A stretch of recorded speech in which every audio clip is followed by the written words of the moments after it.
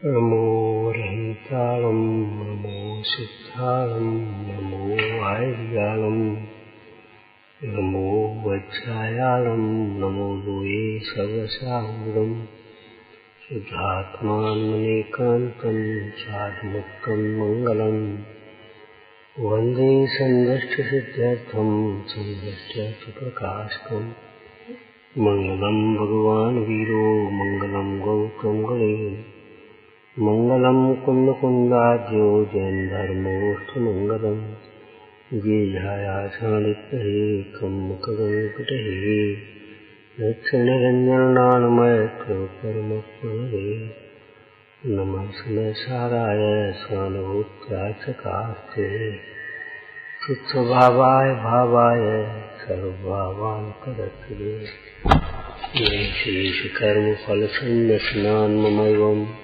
सर्वक्रियान् सर्वव्यवहारनिवृत्तवृत्ते चैतन्यलक्ष्मीभरितो वृषमातु तत्र कालावलीयमचलस्य भक्तनं च। ओम नमः। कल की चर्चा, पाप का फल तो कोई भोगना नहीं चाहता, परंतु पाप के त्याग के बिना पाप के फल के भोग से बचना संभव नहीं है।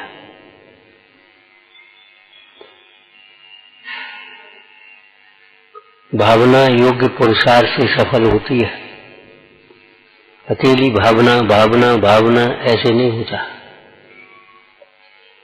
पाप का त्याग किए बिना, मोह का त्याग किए बिना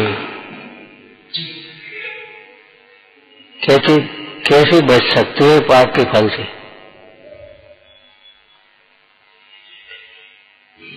पाप का त्याग करने पर भी जो पाप प्रकृतियां हैं उनका उदय आता है। निवृत्ति निकासित कर्म होते हैं, उदय आता है। बाहरी रूप से उनका फल भी आता है। इसलिए मुनिराजों पर भी उपसर्ग होते हैं। उस दृष्टि से पाप के फल से तीर्थंकर भी नहीं बच सके। लेकिन पाप का फल उदय में आना अलग बात है और पाप का फल भोगना अलग बात है।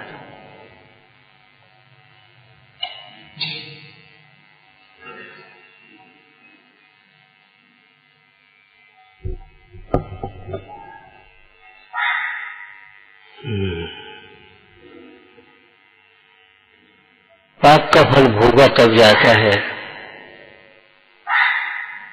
जब उपयोग अपने स्वभाव से च्युत होकर उस उदय जनित परिणतियों में जुड़ जाता है और वहां इष्ट इष्ट की कल्पना करके राग द्वेष होते हैं, हर्ष विचार होता है। उसका नाम है पाप का फल भोगा जाना। होना अलग बात है और भोगना अलग बात है।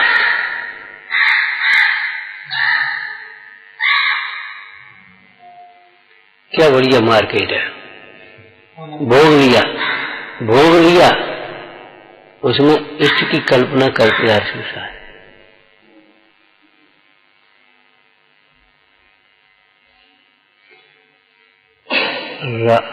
इष्ट की कल्पना करके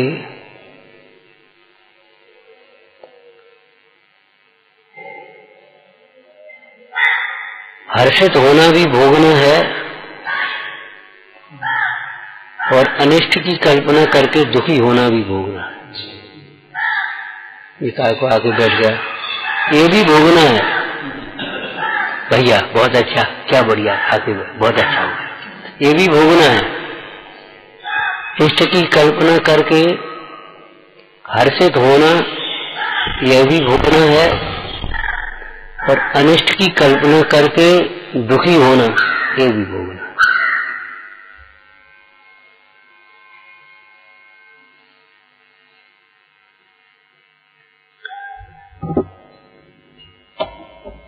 ज्ञानी पाप के उदय में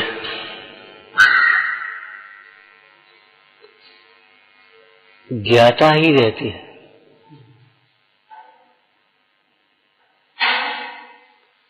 अज्ञानी पाप के उदय के भोक्ता होते। ठीक है, जो भूखा व्यक्ति है वो चाहे कुछ खाने को तैयार हो जाता है, जो होश लिया। अब हम क्या करें, हमें तो भूख लगी। तृप्त व्यक्ति चाहे कुछ खाने को तैयार नहीं होता।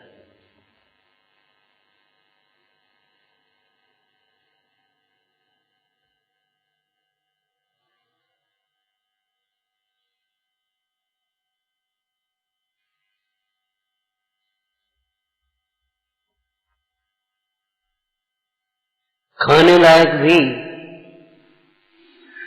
बड़ी मुश्किल से और बड़ी सीमा से खा पाता है।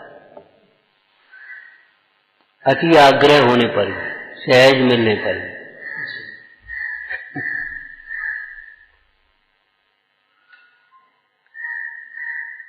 क्या कहा, भूखा व्यक्ति चाहे कुछ खाने को तैयार, ला जो हो सो लिया। और एक जल्दी जल्दी पंडित जी की भाषा में झपट्टी मारता है।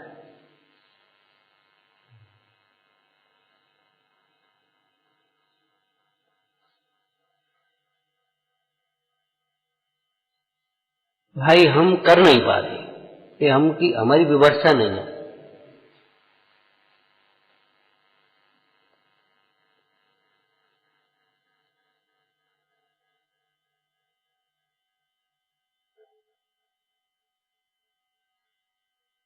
हम करने के लिए कुछ नहीं कर पाते। सही बात यह है, हमारे पर प्रेशर मत दिया करो किसी काम का। हम थक जाते, लेटे थे, दोपहर में बैठ पाते। बोलो, पश्चिम की ओर चलने वाला, गिरनार की ओर चलने वाला शिखर जी पहुंचना चाहे तो भी नहीं पहुंचेगा। ये तो गिरनार आ गया,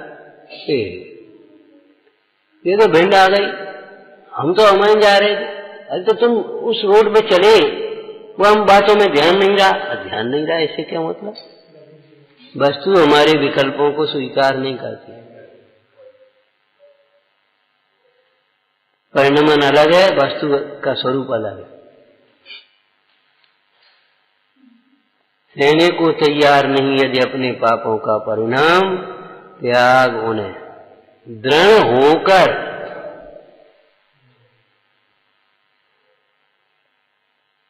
तो ये चर्चा कर रहे थे, भूखा व्यक्ति क्या कुछ खाने को तैयार हो जाए, ला, लेकिन भूखे के साथ अविवेकी हो। विवेकी प्राण चले जाए तो अभी कोई अवक्ष भक्षण को तैयार नहीं होता। नहीं, भूख लगी है क्या? हाँ लगी है, तो फिर क्या हमारे योग्य मिलेगा? तो नहीं, अयोग्य।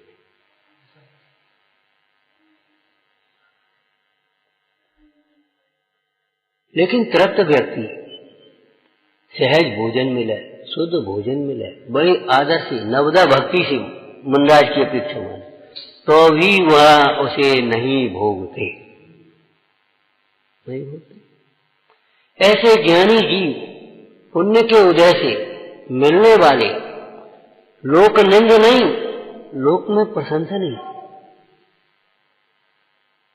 लोक में प्रशंसनीय भोगों से भी उदास नहीं भोग रहे। अज्ञानी जीव, भूखा माने दुखी जीव, लोक निंद प्रवृत्तियों को भी करने को तैयार हो जाता है, भोगने को तैयार हो जाता है।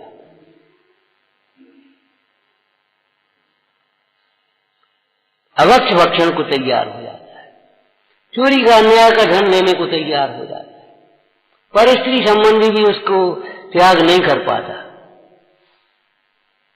नहीं कर,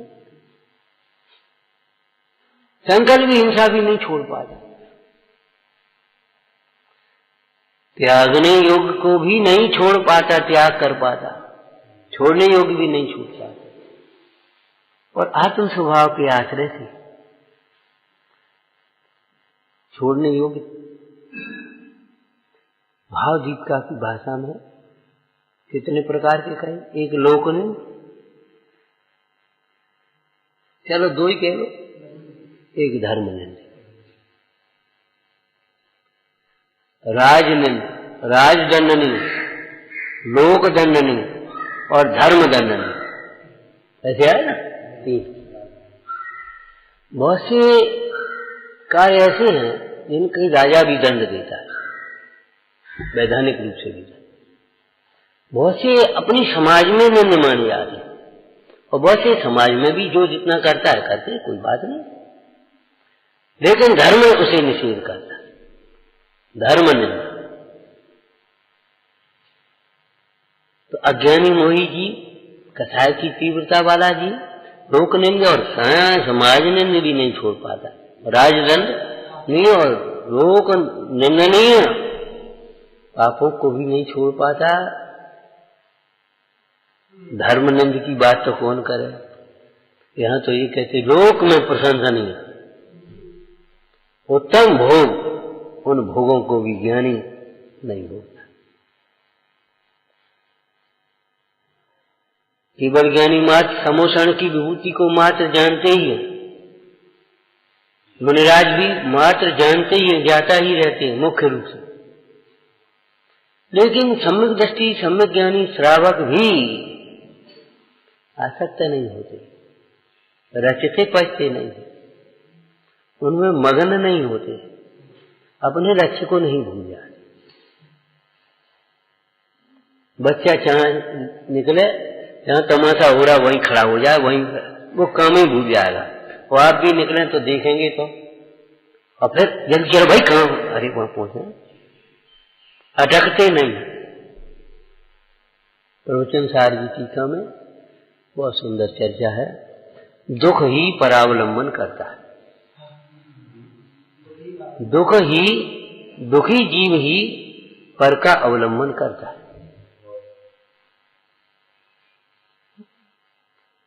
पर की ओर कौन देखता है, दुखी ही देखता हो, और पर की ओर देखने से दुख ही बढ़ता है। दुखी है तो देख, परम सुखी भगवंतों की ओर देख, किसकी ओर देख रहे हैं।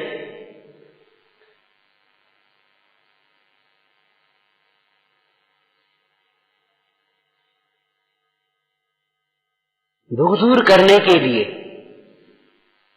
बार बार अपने चैतन्य स्वरूप का स्पर्श करना चाहिए।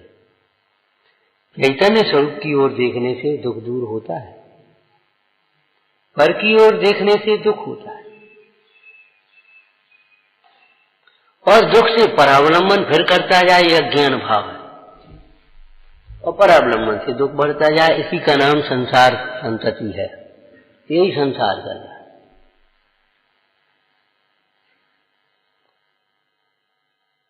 सैद्धांतिक रूप से कहें तो जैसे पाप के फल भोगने लायक नहीं है, इसी प्रकार हे भव्य जीवो, पुण्य के फल भी भोगने लायक नहीं। ये विष वृक्ष है, कर्म वृक्ष है, ये विष वृक्ष है, बदला हुआ रूप दिखाई देता है। दृष्टांत वो जो परिस्त्री है वह कुरूप है, वह अंगीकार करने लायक नहीं है। लेकिन सर्वांग सुंदर परिस्त्री भी, सर्वांग सुंदर परिस्त्री भी त्यागने लायक है। अनेक गुणों की खान। रावण को क्यों समझा रहे थे सब लोग? रावण ये पूछता है सीता में दोष क्या है, ये बता। सीता सर्वांग सुंदर है, गुणवान है, विनयवान है, धर्मात्मा है, उसमें दोष क्या है? दोष ये है वो तुम्हारी नहीं है और न तुम्हारी हो सकती। समझ लेना, दोष ये है, इस दोष को अनादिकाल से समझा नहीं। परमाणु मात्र भी हमारा नहीं है, हमारा नहीं हो सकता, हो नहीं सकता। उसके पीछे तुम प्राण दे देना, वो तुम्हारा नहीं होगा।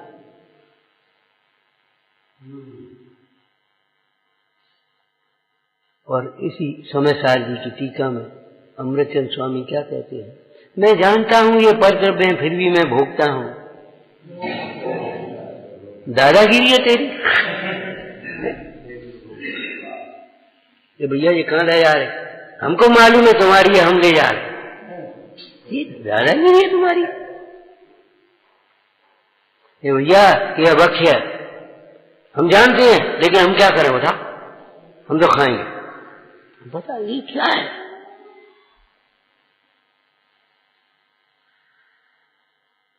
पंडित टोडरमल जी ने पहले अधिकार में लिखा मोक्ष मार्ग बता सके, जो कसाय की तीव्रता बस जिन आज्ञा भंग करके अपनी इच्छा पूरी करना चाहता है तो जैनीपना भी नहीं।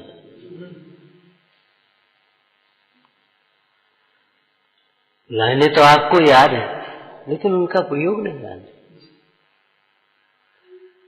जिन आज्ञा के विरुद्ध परद्रव्य को अपना मानता है, इष्ट अनिष्ट मानता है,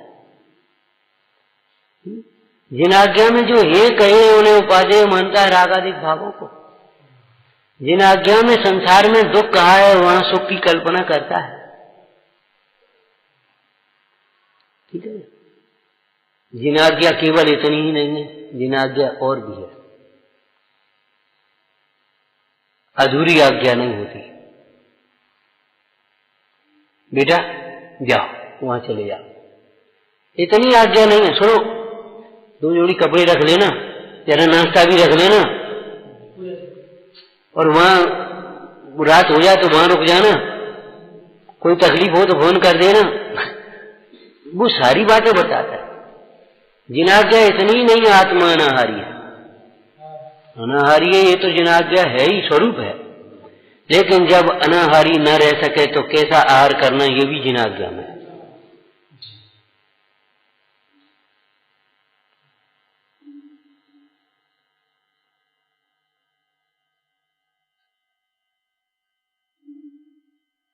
जिन आज्ञा में जिसे अभक्ष कहा है वो अगर भक्षण करता है आसक्तिवश, जैनपना नहीं रहा। और जैनपना नहीं रहा। अरे अजैन लोग कह दीजिए काय के जैनी जी, कैसे जैनी बता। पंडित हम तुम्हारे जैनों को दिखा दें, वो ठेला पर खड़े, काय के जैनी। तो आप तो इतनी बातें करते हो, आप तो इतना उपदेश देते हो, वो बताओ हम दिखा दें तुम्हारे। माने वो जो जैन नहीं है वो भी उसे जैन स्वीकार नहीं कर पा रहा। ज्ञानी कैसे स्वीकार करें, ज्ञानी जैन कैसे स्वीकार करें जो जैन नहीं है, जिसने केवल जैनों की संगति, जैनों के मोहल्ले में रहता है या जैन पाठशाला में पढ़ा है या कुछ संगति है, उसने जैनों का आचरण देखा है, क्रियाएं देखी हैं, उनके दिखा देगा नहीं, कैसे नहीं।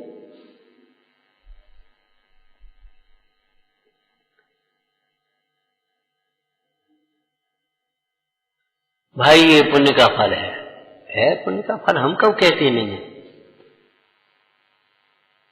इसका अहंकार मत कर, हमारा है, जैसे लौकिक में कहते हैं ये हमारी कमाई है, ये मत सोच लेना।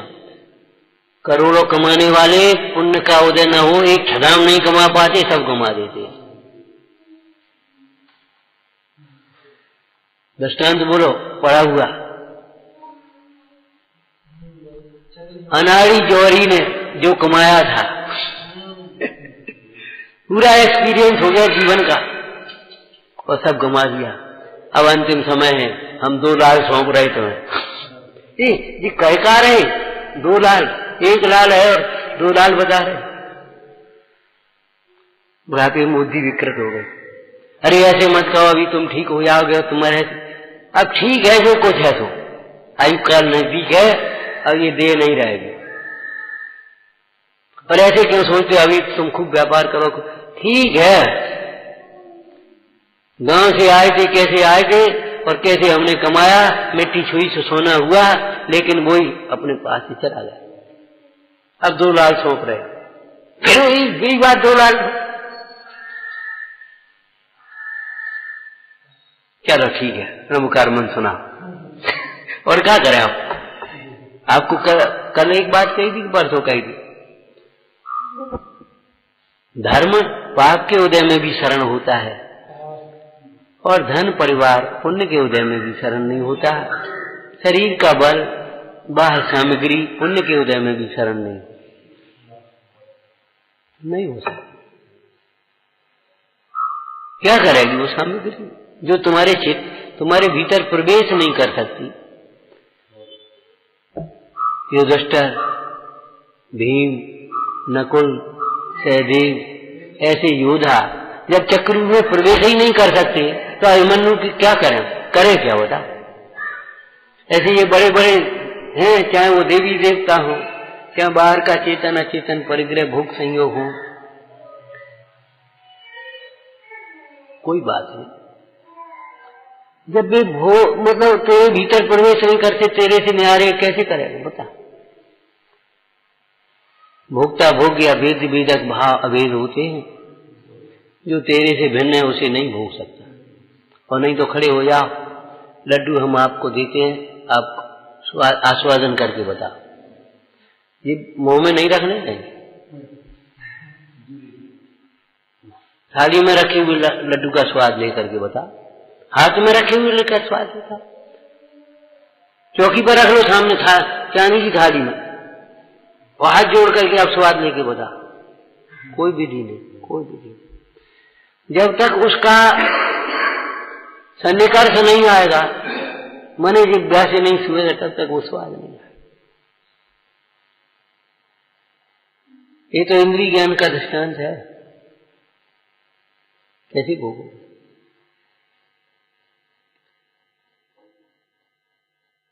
यही तो अनाचार है। भामर पड़े बिना, विवाह हुए बिना भोगने की कोशिश करना, ये अनाचार ही तो कहा जाता है। ऐसे अपना हुए बिना वो उसको कैसे भोगेगा पता। आचार्य देव ने ये तर्क दिए, जो जीव पुद्गल होए, पुद्गल प्राप्त हो जीवत को, तू तभी ऐसा कह सके है मेरा पुद्गल। अगर वो पुद्गलत्व को छोड़ करके जीव हो जाए तब कह सकता है ये मेरा, चलो भाई किसी अपेक्षा से मान लो। लेकिन जब पुद्गलत्व को नहीं छोड़ता, तेरे जीव रूप नहीं होता, तो कैसे भोगेगा? कैसे भोगेगा बता। दृष्टांतों में मत घटना, दृष्टांत एक देश होते, ध्यान रखना, कथन एक देश होते। यहां तो ये चर्चा चल रही है, कर्म फल भोगने लायक नहीं। ये वस्तु स्थिति है। कर्म फलों का भोगा जाना भी असत्य ही समझो, परमार्थ से, व्यवहार से नहीं। सर्वथा मत ले लेना। जिस समय कर्म के फल को भोगता है, ऐसा व्यवहार नैतिक कहा जाता है, उस समय भी यह जीव तत्संबंधी अपने परिणाम को ही भोगता है। तत्काल में तत्संबंधी अपने परिणाम को भोगता है। ये कमीज नहीं भोगते आप, कमीज का लक्ष्य करके बहुत सुंदर, ये जो विकल्प है ये राग, उस आकुलता को भोगते हैं, कमीज नहीं भोगते। भोजन को नहीं भोगते। क्या बढ़िया लड्डू, क्या बढ़िया रोटी, बढ़िया गैंसी बढ़िया, बहुत दिन बाद ऐसी रोटी खाई। अब वो अपने उस विकल्प को भोगते हैं। परद्रव्य का भोक्ता उपचार से कहा जाता है। भोक्ता अधिकार बताओ। द्रव्य संग्रह गाथा उग्गल कम्मा दीनम करता आया, उसके बाद फिर भोक्ता आएगा।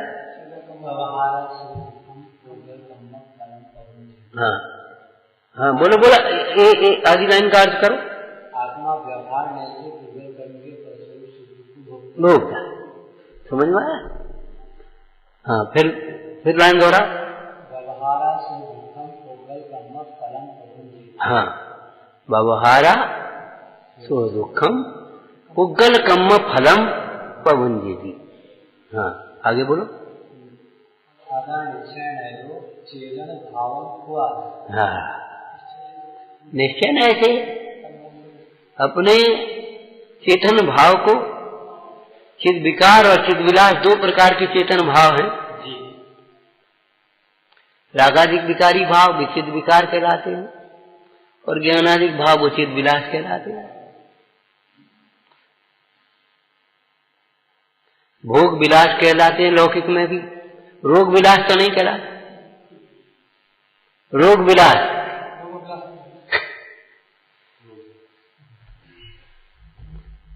भोग विलास शब्द का प्रयोग है। रोग विलास, विलास माने आनंदमय। हालांकि शब्दों की मारामारी में मैं जाना कहीं कोई वो शब्द भी आ सकता है आगम में, लेकिन मुख्य रूप से चिद विकार और चिद विलास का अंतर समझ लेना। तो निश्चय ऐसे आत्मा अपने चैतन्य परिणाम को भोगता है। अब निश्चय है दो प्रकार का, एक अशुद्ध निश्चय है तो एक शुद्ध निश्चय। अशुद्ध निश्चय है अशुद्ध भाव को कहेगा, अर्थात अज्ञानी या अपने स्वरूप से च्युत रहता हुआ निचली भूमिका के ज्ञानी अपनी पर्याय में होने वाले रागादिक भाव की आकुलता को भोगते हैं, और ज्ञानी अपनी परिणति में बरतने वाले साम्य भाव के आनंद को भोगते हैं। परद्रव्य का भोक्ता न ज्ञानी है न अज्ञानी है, परमार्थ से व्यवहार न से ज्ञानी नहीं है। क्या कहा? कर्म फल का भोक्ता ज्ञानी, व्यवहार न से भी नहीं। क्यों? उसका उपयोग वहां जुड़ा नहीं, उसे एकत्व बुद्धि नहीं है। ज्ञानी अज्ञानी उसे अपना मानता है, उसका उपयोग वहां जुड़ा हुआ है। इसलिए अज्ञानी जी व्यवहार से जिस कर्म को उसने किया है उस कर्म के फल को भोगता है। और आगे बोलो इसी समाचार जी की भाषा में, जो कर्म फल को भोगता वह कर्म को ही, जो कर्म फल को भोगता है वह कर्म फल को मानता है। राग भी बंधन है, राग भी बंधन है। आपने निमंत्रण दिया और हम पहुंच गए आपके पास, बस समझ लो बंध गए। अब हमें निमंत्रण देने पड़ेगा, बुलाने पड़ेगा, और नहीं फिर जाने पड़ेगा, फिर निमंत्रण। और भैया ठीक है आपने निमंत्रण दिया, आपकी ठीक है जो कुछ है, हम नहीं आ पाएंगे। क्यों? हमारे त्याग है भैया, हम लौकिक इन कार्यों में नहीं आते आज। हाँ ठीक, बस छुट्टी हो गई। अब न कोई अगर इनसे कहेगा भैया पंडित जी को, अरे भी तो आते नहीं इन कामों में, खत्म। राग से बंधन होता है, वैराग से बंधन। राग के अलावा बंध का कारण जो कुछ भी कहा जाए वह उपचार मात्र समझना। अशुद्ध निश्चय से राग ही बंध का कारण है। राग माने रागादि समस्त विकारी भाव विचारना। तो ये कर्म के फल भोगने लायक नहीं, जाकर के बुला करके भोगने लायक तो है ही नहीं, लेकिन अपने आप आ जाए तो भी भोगने लायक है। जैसे परिस्त्री के पास जाकर के परिस्त्री को भोगे, ये तो महानिंद है ही, लेकिन कोई परिस्त्री अपने पास आ जावे और याचना करे तो भी वह भोगने लायक नहीं होती। जैसे रावण के प्रसंग में उपरंबा, और उसी पद्म पुराण में राम के समीप आई हुई चंद्रनखा, इसको सुपनखा कह देते।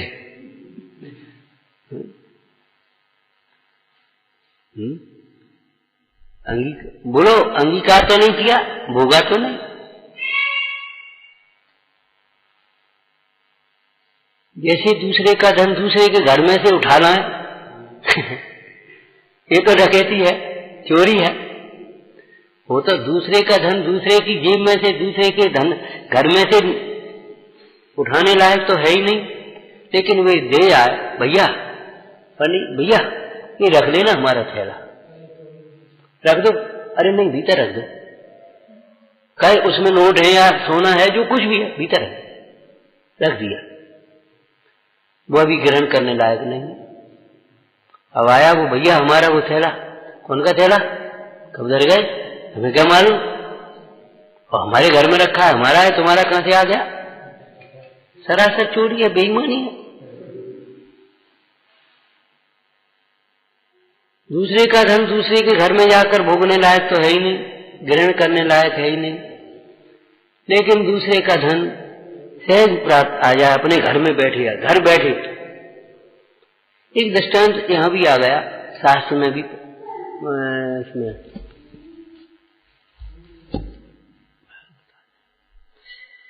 प्रवचन सार जी में 47 न्यायों की दर्शन। मुट्ठी भर चने देकर के चिंतामणि रत्न आया, सुनी, मुट्ठी भर चने देकर के चिंतामणि रत्न खरीद लेने वाला है आया।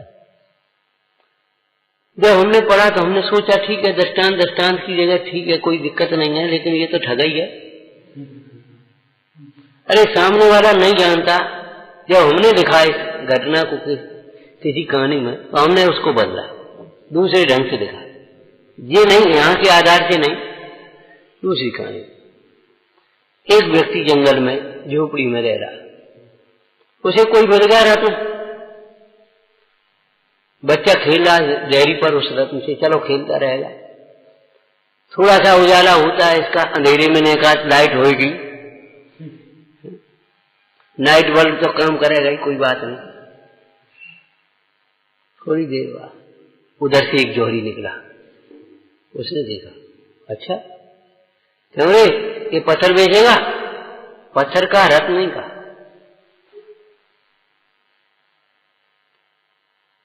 बेच देंगे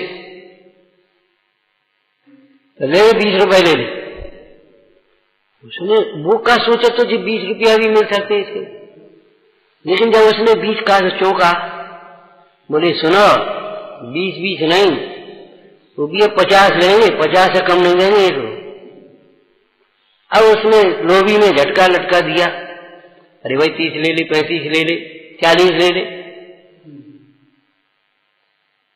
नहीं, हम तुमसे कह दी 50 से एक छदाम कम नहीं लेंगे। चल दिया, सोचा जंगल में कुल है, वो पागल। थोड़ी देर बाद लौट करके आया, उससे पहले क्या हुआ, उधर से एक जोड़ी निकला। अब उसको थोड़ी सी शंका हो ही गई थी, पास के शहर का था, जाना आना होता था। सेठ यहां आना। हाँ भैया बोल, क्या कह रहे, ये देसियो जी कहा है।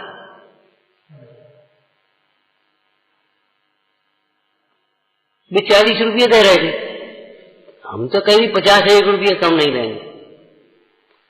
फिर ईमानदार आदमी बोले भैया ये 500 रख, और दुकान पे आना, ये रत्न हमको दे दे, और दुकान पे आना, जितनी कीमत होगी तो हम उसको दे दें। ये थोड़ी ना, वो जानता नहीं है तो हम ठग लेंगे उसको। ये चतुराई नहीं है, ये ठगाई है।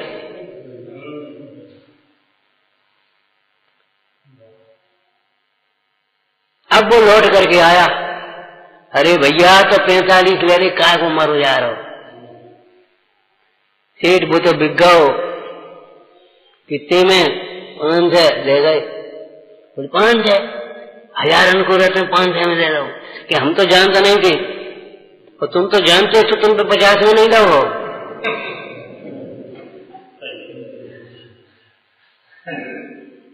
तो हमको केवल यहाँ इतना दृष्टांत बदलना था कि उसने ला करके दिया सो 500 ही दे करके नहीं रह गए। उन्होंने कहा भैया दुकान पे आना, हम तुझे परख करके वहां फिर पैसा देंगे, रख ले यार।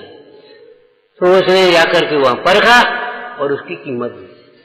मेरी सेठ जो तो हम सोच नहीं सकते, अब तो जो मन है जो मुफ्त को मिलो है तो पैसा का जो हमने कमाई मेहनत तो करी नहीं, कब धर्म काम में लगवा दे वहां थोड़ा बहुत जाने से क्या हो गई, खूब लगा आ रहा हूं बढ़िया काम। एक भावनाओं में या विचारों में एक ये भी है, कोई धरोहर रख गया और भूल गया, उसने कहा हमारी इतनी थी, कम मांगे, ले आ भैया जितनी है तितनी ले जा, ये गलत है तुम्हारा। वो भूल गया है, अपन को नहीं भूलना है भैया, तेरी तू भूल रहा है, तेरी 45 नहीं 50 थे, तेरी 2 किलो नहीं थी 2.25 किलो थी।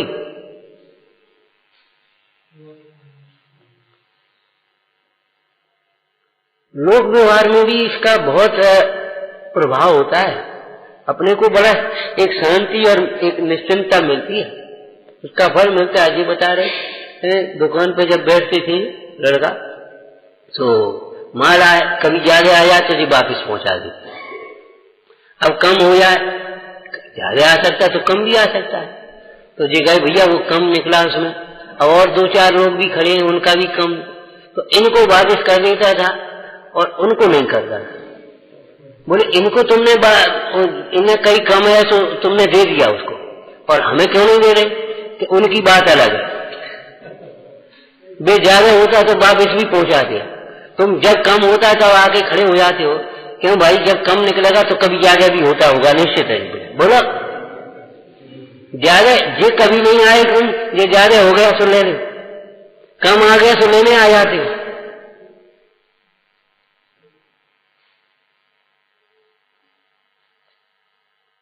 अरे पर द्रव्य अपने नजदीक हो गए, अपना सा लगे, अपने अनुकूल प्रवर्ते, तो भी वह अपना मानने लायक नहीं है, भोगने लायक नहीं है। सावधान रहना।